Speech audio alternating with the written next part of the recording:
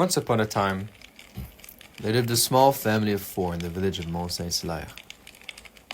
The patriarch, Papa Jean Grangenute, loving and caring as he was often absent due to his occupation as a coureur des bois, independent traders known for the capabilities to travel through the Canadian wilds. This put the burden of responsibility on Mama Mercot, quite famous in the village due to her considerable bosom, cooking skills, and booming voice to be heard from all around the mountain. This family had 2 young boys, the erudite eldest, 15 years old, born on a winter, and the youngest, a stubborn little rascal, born in a summer 13 years ago. One morning, the boys heard of a local legend, that of La Grotte des Fées, a little cave rumored to hold a pot of gold protected by a fairy. That afternoon, the eldest, Antoine, went to the village library and read more about the myth, whereas the youngest, Timothée, went on to the wooded hill to try and find it.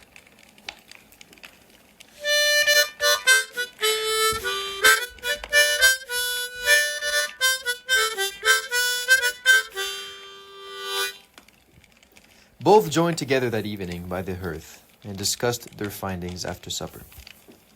Timothée saw that to get to the cave, one had to climb relatively high through rocks, a perilous path. He also concluded the cave to be magical, as every time he saw the cave above the tree line, after walking a straight line in its direction, he saw the cave only further to the left or right. Le Grand Frère confirmed through the books that the cave was enchanted and only a deal with le diable could break the spell, leading the brothers to the entrance. Almost immediately, Timothée began preparing a ritual to summon le diable, to which Antoine interjected. Mais qu'est-ce que tu fais? The devil is full of evil and malice. He is everywhere. He needs no ritual to be summoned. And anyway, we cannot do this. It is a sin on Easter's Eve, should I add? Timothée scoffed. Pfft, tu niaises-tu? Imagine the gold in that pot. We just have to give some of it to l'église and that'll cancel it out. The Lord forgives. Antoine hesitated, but his brother made a good point. He recalled on La Légende de la Chasse-Galerie and how the lumberjacks called on Satan to make a deal, so there he appeared. Antoine went ahead and did the same. And so then appeared le diable.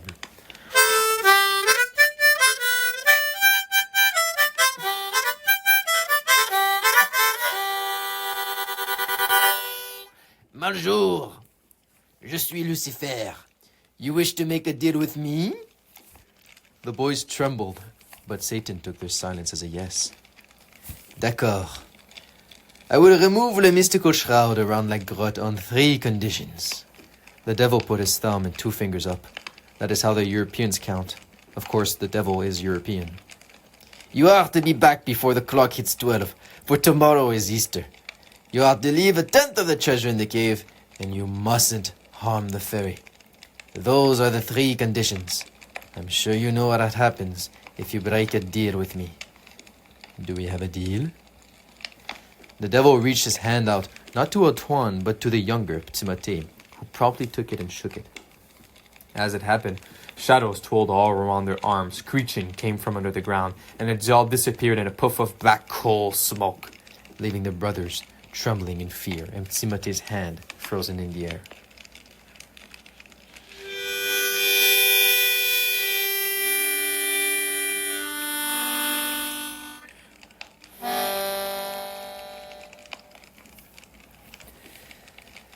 With Mama Mercot sound asleep after a hard day's labor, the brothers looked at each other and immediately took off for the mountain, having no time to lose.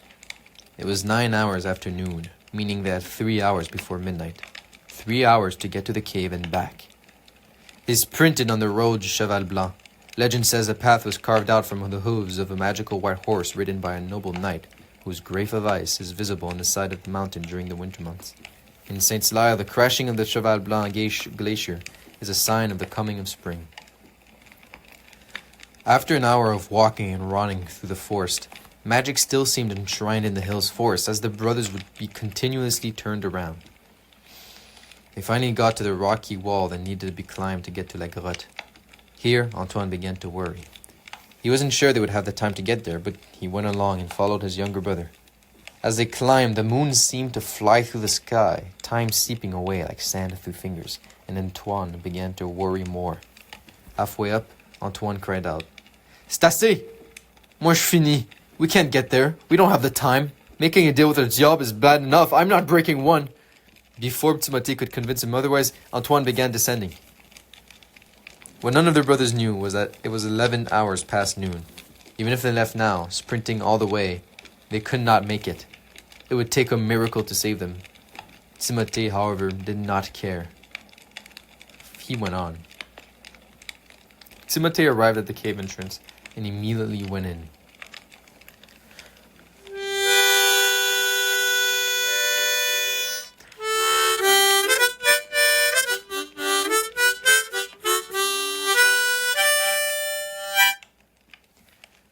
The moonlight illuminated the area enough to show that a pot of gold was indeed in the relatively small cave, right in the middle. The young rascal almost forgot the deal he made, dumbfounded by the quantity of gold. As he approached the pot, a golden fairy popped out from behind it, shining as a torchlight in the dimly lit grotte. "Bonsoir, je m'appelle Victor," were the only words she was able to utter before Timothée smacked her away, launching her on the cave wall, without even batting an eye. All he saw was the gold, the big pot of gold. He took the pot in his hands, and as he turned away to leave, the fairy Victor came again to stop him, going under the pot to try to push it out from his grasp. The malicious little boy then purposefully dropped the pot, crushing the innocent fairy with a scream, and leaving a pool of golden guts and blood.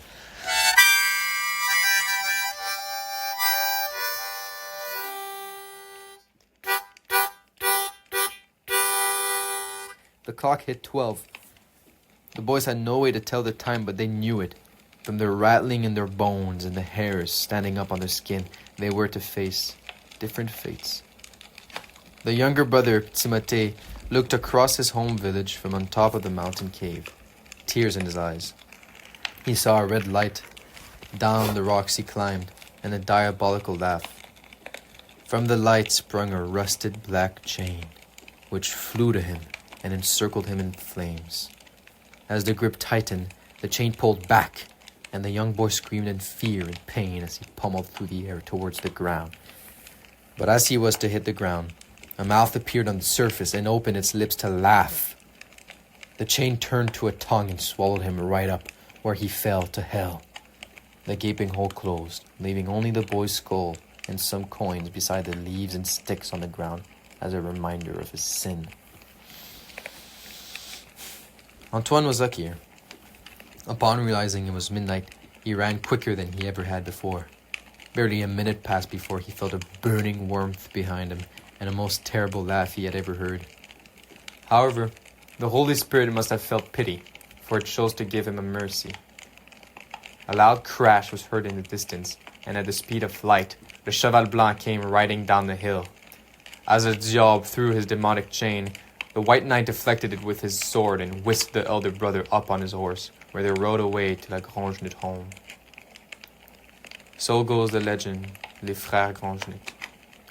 One, the boys called craven or cowardly, was saved thanks to his piety and reluctance for evil. The other, respected by the boys for his bravery, was punished due to his greed and stubbornness. Papa Jean arrived in the city for Easter, where upon hearing the tragic news, he went with the strong Mama Mercou to build a small white cross where Timothée had fallen.